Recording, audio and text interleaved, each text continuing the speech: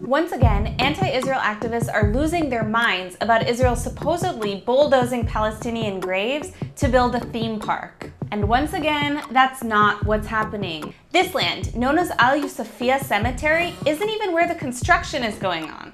The city of Jerusalem approved plans years ago to build an archaeological park here, not a theme park. And this is north of the cemetery. Palestinians have left illegal graves outside of the cemetery only in recent years. When construction first began, a massive controversy arose over alleged human remains being found in an unmarked grave. These remains have not been confirmed as human. They were not buried in the same fashion as other bodies which were buried in the cemetery. In fact, the court record shows that the witness who saw these alleged bones first testified that he saw them himself, only to recant later and say that he didn't even see them, someone else told him about them.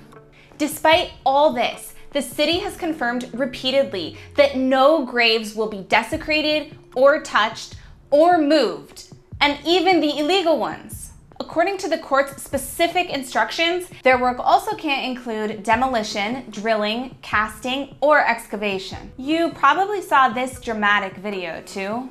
The mother protecting her son's grave who died 4 years ago when it was clearly prohibited to bury on that land. This is an ugly scene. But they aren't moving her because they're destroying a grave.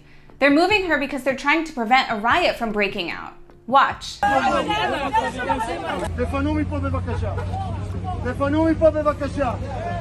No one is destroying her son's grave. So why would Palestinians be trying to claim otherwise?